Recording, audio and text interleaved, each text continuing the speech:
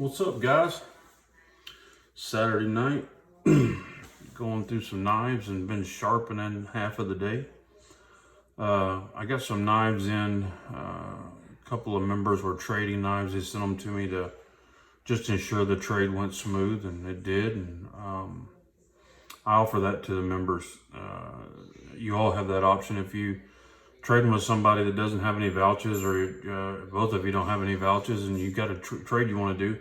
Ship me both the knives. I'll inspect them, report to you, and ship them off to you.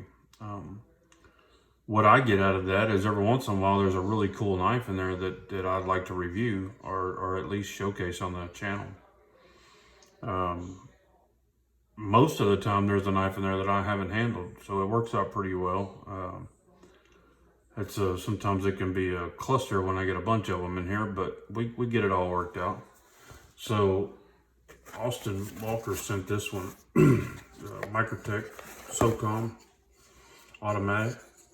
I've come close to buying this knife a couple of times, but the manual version, not the automatic. I'm just not a fan of the automatics.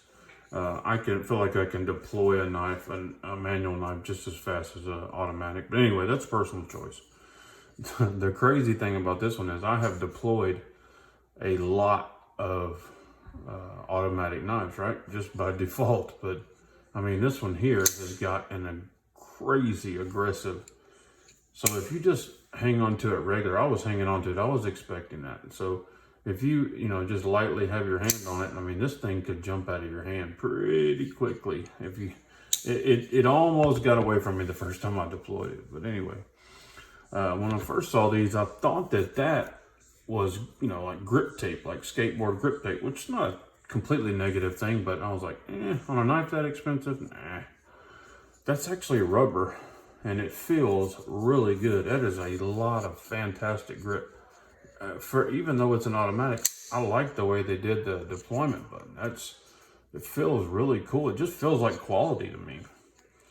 The blade is a very aggressive dagger. So it leaves no doubt what this knife is for, right? It's a self-defense knife, tactical knife, whatever you want to call it. Has the bead glass breaker in the end. The knife's in pretty good shape too. I think he made a good trade. He actually he traded I don't even remember what he traded. Anyway, doesn't make a difference. He made a good trade. This one, I believe, is running on bearings. Maybe not. No, it's not much of a gap there. That's probably phosphorus bronze because there's no gap there. Anyway, I'm not taking it apart because it's not my knife. So there's no, it's a secondary knife. So unfortunately, there's no information in the box. But I just wanted to showcase it on the channel. We haven't had one of these on here. Let you guys kind of look it over and see.